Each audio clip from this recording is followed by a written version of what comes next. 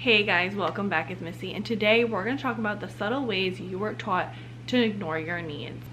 In childhood, you were taught how to attend to your needs and how to ask for your needs and how to meet your needs. If you were taught that your needs are unimportant, or you were taught how to ignore your needs, then you're not going to learn how to be aware of your needs. Being in tune with our needs and attending to our needs are so important, because when we don't attend to our needs, it can cause depression, it can cause anxiety, it can cause a lack of feeling safe in the world. And a caregiver or a parent may have done this by shaming you when you ask for something, or telling you no too often, or criticizing you too much, or sending you away and ignoring you. This over time teaches and trains you, my needs don't matter. I have to rid my needs so that way I can connect with my parent, because when they're doing these negative things to me, that's showing me that I don't matter and I want to matter, so I'm going to do whatever I can to matter to my parent or my caregiver. So that leads to one of the first signs being you were praised for being low maintenance. If you were the easy kid, the one that didn't require a lot, didn't complain a lot, didn't ask a lot from your parents, or you saw that your parents were overwhelmed so you took a step back and you didn't ask for a lot, and you had parents that praised you for it, like, oh yeah, no, you don't need much, you don't need us, like, you're good on your own, they made you overly independent, you then learn, oh, okay, my parents aren't going to attend to my needs, I can't attend to my needs, I don't matter, I have to kind of put myself in the background so that way other people can be taken care of before me. You being rewarded for taking up less space made you feel validated and good, and so then you dismiss your own needs of like, nah, I'm good, I don't need anything. And you'll do that in your adult life, you'll do that in your relationships, you'll be like, nah, I'm good, I don't need anything, even though you really do need stuff. So now you're probably the type of person that says, I'm fine, I don't need anything, and you'll downplay things. You'll struggle to speak up, so something may be happening and it's a good time for you to say something, but you're like, it doesn't matter, and you dismiss it and you don't say what you need to say. You may feel guilty for asking for help. Like, if you need something from someone, you're like, oh yeah, but don't worry about me, you can do it last minute, or like, I'll pay you. Like, you feel bad for asking for people for help. And you may pride yourself on being independent, but you really feel lonely. So you'll be like, oh yeah, no, I'm always good on my own, I'm always quick on my feet, I can take care of everything on my own, I'm Mr. Independent. But at the end of the day, you probably wish that you had someone on your side, or you wish you could just rest and you didn't have to take everything on your own. Next is you're the helper, not the helped.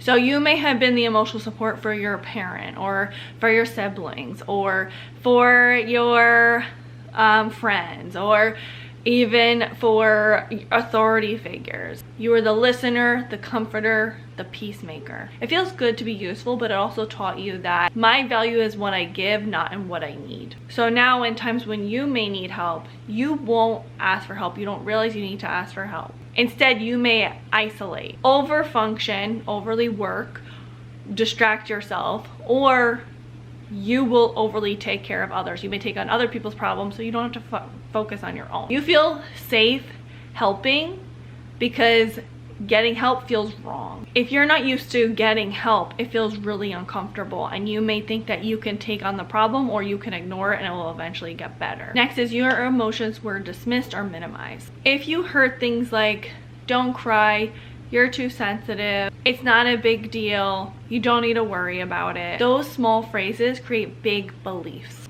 You may take on the belief that my feelings and needs are inconvenient, others' comforts matter more than my own.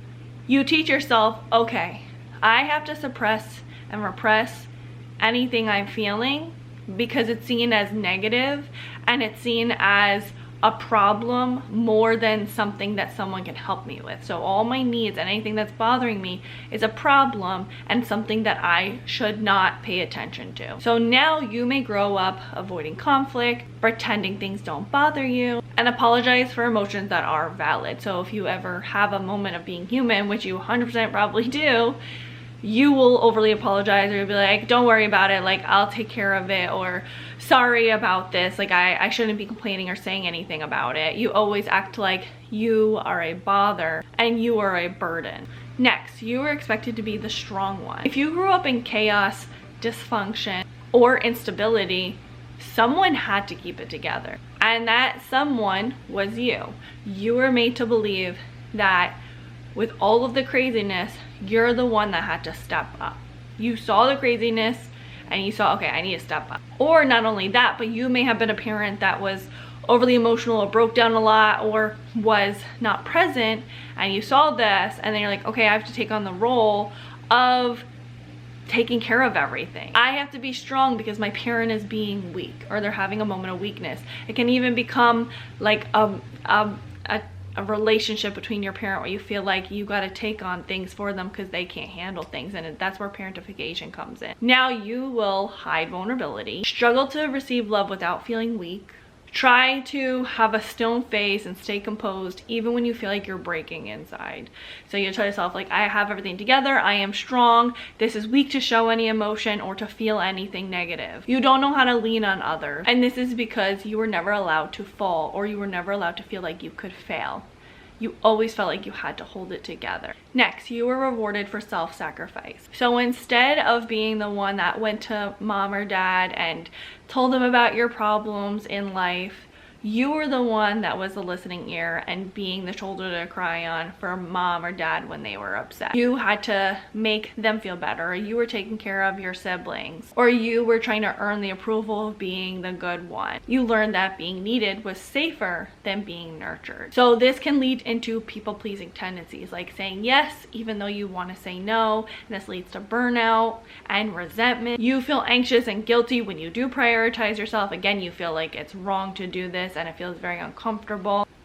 You may try to find ways out of taking care of yourself, and even if you do take care of yourself, you may overly explain yourself, or you may ask for forgiveness. And this is because self-care feels like betrayal. You feel like you are betraying your parents or your caregiver or others around you, people that depend on you, by putting yourself first. And the next is you grew up around emotional inconsistency. You may have had a caretaker, a parent, that took care of you occasionally, like emotionally, not even just saying physically. Maybe all your physical needs were met, but emotionally it may have been inconsistent, where sometimes they were there and they could hear you and they were there for you, and there are other times where they withdrew and they were depending more on you than you were depending on them. So when care or attention is unpredictable, you learn, okay, I have to read everyone's mood before they read mine. I have to make sure I attend to them before they attend to me. I have to make sure I look good and like I'm okay, so that way they don't suspect anything. This is your way of keeping the peace. That's how your needs were met, by keeping the peace. Then you're like, okay, I can be calm and relax. But this then now teaches you to be hyper aware of other people's emotions. And when you're hyper aware of other people's emotions, you're disconnected from your own. You can tell when someone's upset without saying a word. You can read their facial expressions, you see their body language. You may notice usually they are smiley and today they're not smiley. You notice the subtle differences. And even though you can tell this about other people, because of the hyper-awareness on other people, you can't tell with yourself. There's a lack of awareness of yourself. When you are on one extreme, on one side, you're going to be lacking on the other. And so you lack the ability to be in tune with yourself and your own emotions and your own needs. So you can't tell when you're really hurting. You may mask it with other things and thinking that you need to be just distracted and you need to just dismiss it. So now we have uncovered some of the ways you were taught how to ignore your needs. Let's talk about some healing. Really, bottom line, it comes down to changing your beliefs and changing your actions. You need to believe and change the way you're thinking about things and know that you don't need permission to take care of yourself. It is important to take care of yourself. You can't live life or do what you want in your life if you're not taking care of yourself and your needs. You can't have the relationships you want. They're not going to be as fulfilling or satisfactory because if you're only attending to somebody else, when is it your time? You're a human. You have needs and they have to be attended to. And not only that, but when you're in a relationship or you have relationships in your life, even friendships, whatever it is, it's a two-way street. If you're only having one-way street relationships, it gets uncomfortable. The other person doesn't get to know you. There's no vulnerability and it becomes surface level and shallow, and you continue to feel bad and lonely, which I'm sure you don't want to do. So you don't have to justify why you need things or why you want things. You don't owe anyone constant strength. You don't always have to be someone's rock. You are human. You're allowed to be vulnerable. You're allowed to have your emotions, and it's so important that you correct those beliefs and you take action based on that. You give yourself what you need. Like, it's very hard to identify what you need when it's been suppressed for so long. So take some time, and you want to think about what feels right, what feels good when you think about it. Maybe like climbing higher in the ladder with your work, that feels right and good, so maybe really value your work.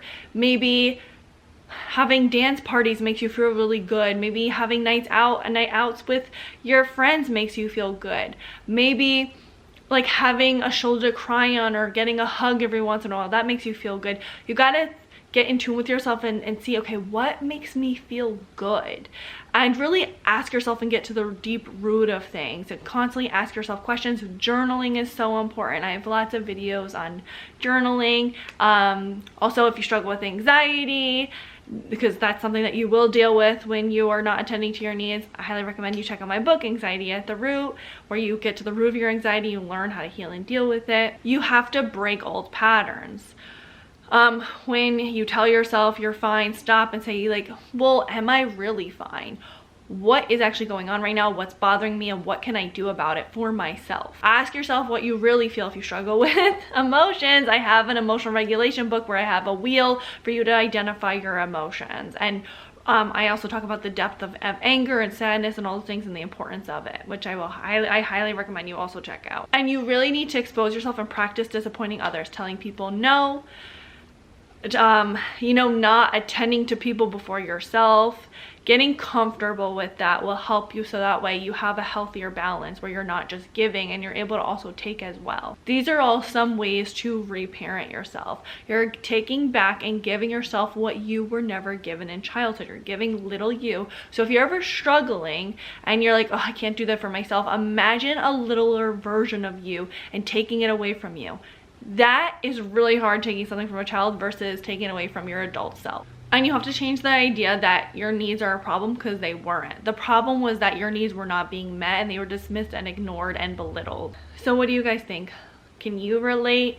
Is there any tips you would give anybody? Leave it all in the comments below. And please don't forget to like, comment, subscribe, and share with someone you think may need it. Till next time, thanks for watching. Bye, guys. I keep getting recommended these videos like, change your life in 3 seconds. What do you mean change your life in 3 seconds? You can't change anything in 3 seconds. Well, except you could probably change like a thought in 3 seconds, or maybe in your underwear, but like your whole entire life in 3 seconds? No. How are you gonna do that for me? Anything that says you could do something quickly is probably just a quick cash grab from the other person. They're lying to you to get your attention. Nothing happens that quickly. Things take time, and we have to, as a society, learn to be more patient.